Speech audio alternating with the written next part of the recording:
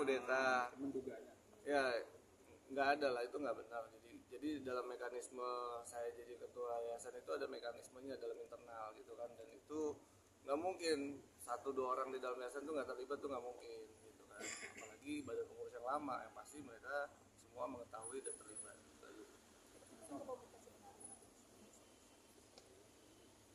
Kelihatannya seperti apa? Ya, jadi memang begini ya.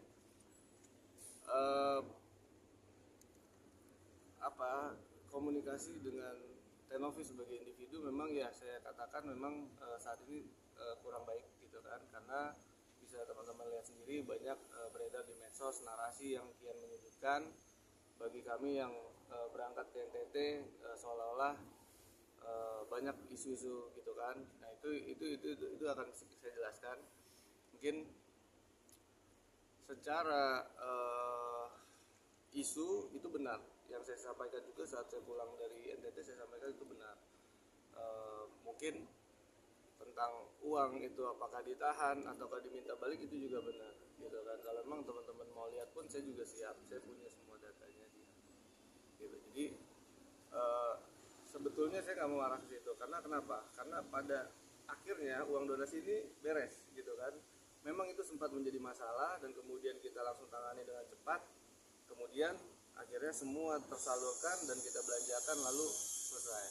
Jadi itu aja sih kalau poin saya, yang penting ini urusan donasi selesai dan laporan pertanggungjawaban juga selesai. Sisa satu lagi, kita laporan keuangan sejak tahun 2024 itu yang menggunakan akuntan publik. Itu aja sih. Dan apa yang akhirnya membuat Tenovi ini sepertinya kecewa, marah, dan ya itu sempat ditahan juga, sempat waktu tidak bisa keluar. Mungkin apa sih yang menjadi landasan pembicaraan kalian sendiri?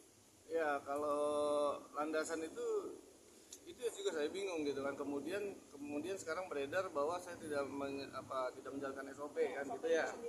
Gitu. Nah, jadi bahwa gini, kita bisa lihat yayasan ini berjalan dari tahun 2024 dan tahun sebelumnya itu menggunakan single token gitu, dan itu udah umum biasa di badan pengurus, di mana token itu diberikan kepada salah satu rekening, dan rekening itu yang belanja gitu kan. Bahkan pada terakhir ya, kalau mungkin teman-teman lihat ada dana yayasan untuk pembelian kendaraan misalkan, itu dari yayasan kirim ke bendahara pribadi, bendahara kirim ke sekretaris, sekretaris kirim ke dealer.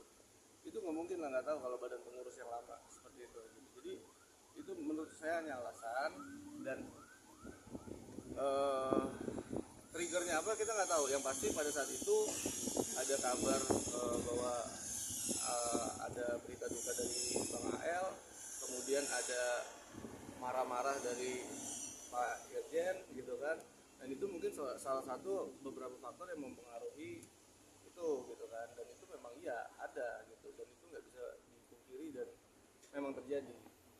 Apakah memang ini dari pihak sebenarnya yang membuat akhirnya Tenovi kayak beda pandangan lagi, beda pendapat lagi, artinya tadinya awalnya setuju, pada akhirnya tidak setuju? Ya mungkin seperti itu. Cuma mungkin bentuk konkretnya pada saat itu kita semua badan pengurus yang baru itu sudah sepakat untuk menjalankan apa-apa yang memang sudah disepakati badan pengurus yang lama, yaitu untuk penyaluran ke NTT, yang kemudian semua akan berjalan otomatis. Dan tiba-tiba diintervensi kan, di situ diintervensi, bendahara diintervensi, duit diminta balik, sisanya nggak mau dikirim kan, seperti itu. Itu betul, dan sebabnya apa itu kita nggak tahu. Sampai detik ini pun Ya, kita menduga-duga kan seperti itu, apa ada karena berita kedutaan Bang AL atau karena ada kemarahan dari Pak Irjen. Kita juga nggak tahu karena kita posisi di Labuan Bajo. Mas Gir, mungkin dapat sindiran dari PMA yang ada sindiran mungkin dibilang berpercaya orang, menusuk dari belakang, bahkan disebut pagar tanaman. Itu gimana sih tanggapannya? Ya, itu haknya Mbak Emma untuk berbicara seperti itu ya. Tapi gini aja deh, biar Mbak Emma juga puas, kita kasih spill aja dikit ya apa yang memang terjadi gitu kan. Oh, ini udah keblur. Ya, saya lihat di sini teman-teman. Ini WA saya sama bendara. Gitu ya.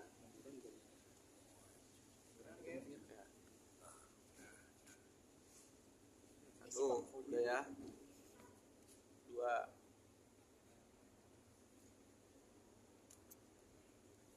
Oke. 3.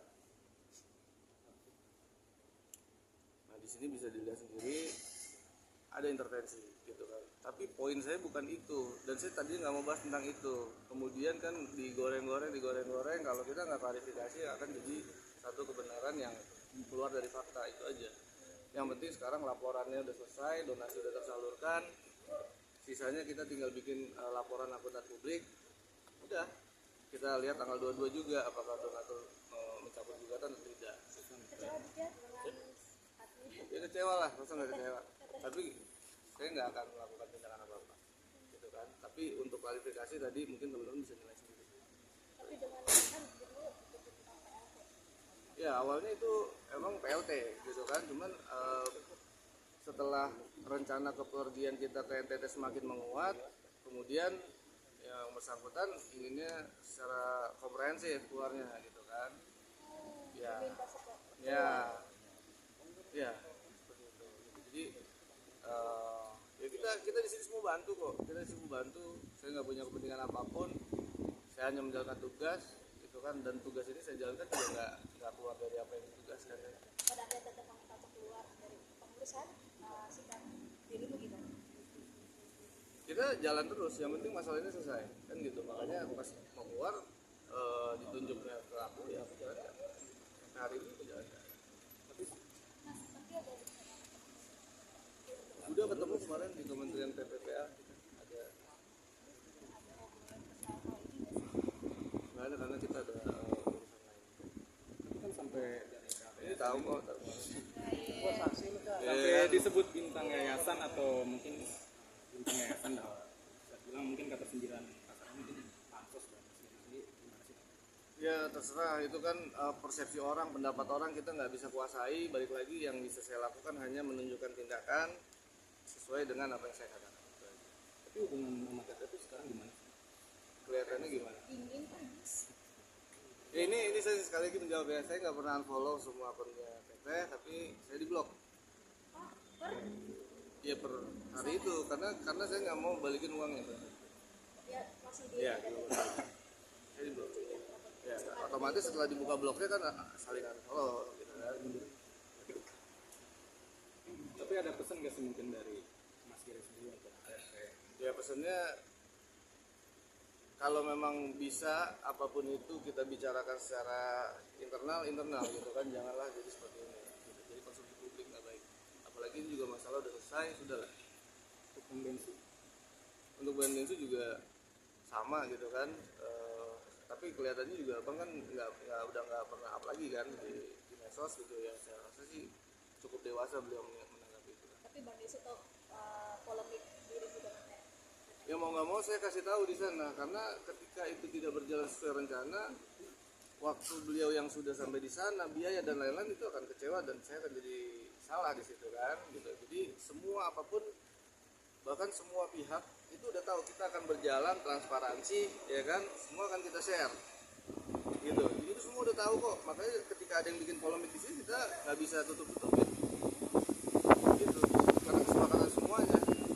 pesan untuk KTP Ya berhenti lah, kalau nggak tahu ceritanya berhenti lah, karena kalau mengandung fitnah jadi lain lagi. untuk Agus dan Pak Hat nih. Kalau saran aku untuk Mas Agus saja, datanglah ke rumah Bang Densu kalau memang menginginkan pengobatan, itu aja. Jangan berharap Bang Densu yang datang, karena itu kurang baik. dia berperan sebagai Ya terserah, kalau memang mau tahan-tahanan lagi ya udah rugi lagi kan gitu. Itu aja, karena ya kita tahu lah kehidupan itu kan butuh biaya dan lain-lain. Kalau memang nggak ada, datang lah. Mas, katanya minggu depan akan ada pemanggilan untuk Mas Giri laporan Agus. Apakah ada surat juga? Belum ada. Kalaupun ada saya datang. Kalau yang sidang itu dia Kalau yang sidang kan ini ya ingin melakukan pengumpulan uang lagi agar sesuai aturan, supaya tidak ada polemik lagi ke depannya.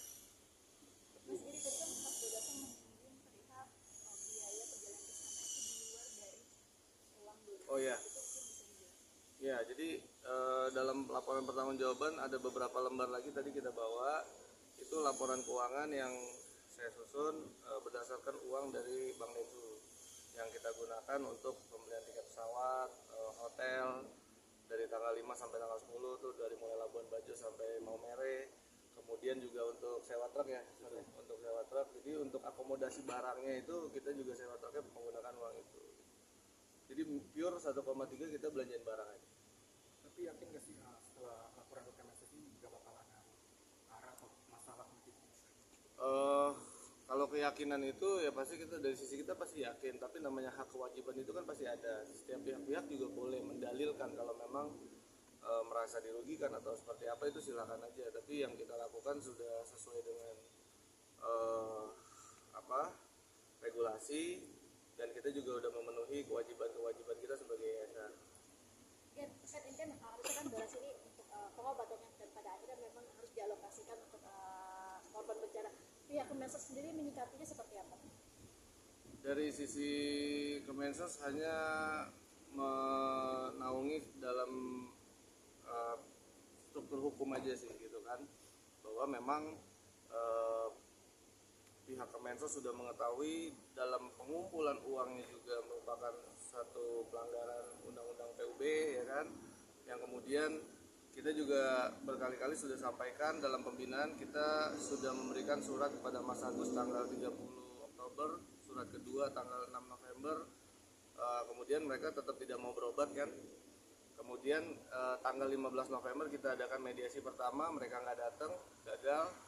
Mediasi kedua tuh sekitar tanggal 26 November kalau nggak salah, itu kan dari pihak yayasan walk out, sehingga kita tidak menemukan satu kesepakatan apapun, yang pada akhirnya setelah kita tutup buku yayasan di 31 Desember 2024, kemudian ada pergantian badan pengurus, ya kita sampaikan bahwa rencana badan pengurus yang baru ya mengalihkan kepada penerima partai. Tidak ada aturan yang kita langgar. Mas Giri, kan donasi ini sudah selesai dan sekarang ada laporan-laporan yang akan ini seperti apa? Seperti apa nih persiapan ada pelaporan? Persiapannya yang pasti memang kalau kita di pihak yang menjalankan semua sesuai dengan fakta, kita rincikan apa aja kronologinya, apa aja memang yang kita lakukan, ya pemberkasan dan lain-lain. Jadi kemudian ketika kita mungkin diundang untuk klarifikasi dan sebagainya atau hadir ke persidangan, ya kita siap dengan data-data yang sesuai memang apa yang kita lakukan dengan. Berarti kan Agus sendiri kan nggak bisa mempenjarakan ya, kan dia sudah nanti statement itu kan anggapannya seperti apa sih? Nggak boleh lah, kita kan siapapun itu kalau punya statement bisa memenjarakan orang itu nggak boleh lah gitu. Kita harus melalui mekanisme, siapa yang mendalilkan itu dia yang harus membuktikan gitu kan. Jadi janganlah pakai cara-cara premanisme lah seperti itu. Ngapain? Ada rencana lapor balik? Kalau dari yayasan kita komitmen tidak akan ada laporan apapun. Dari awal sampai sekarang yayasan tidak melakukannya. Mas Giri, kemarin kuasa hukum dari Mas Agus itu mention korban-korban bencana di NTT.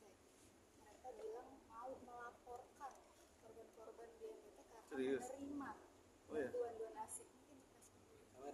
Oke, aku belum lihat. Cuman memang kalau demikian seperti itu, ya itu secara etika moral gimana ya, udah korban pengungsi mau dilaporin lagi gitu, mau ditambah-tambahin lagi, janganlah bikin narasi-narasi itu gitu kan, bahwa mereka itu berhak menerima bantuan dan mereka itu jauh dari ibu kota, nggak banyak bantuan kemanusiaan yang sampai ke mereka, itu aja sih.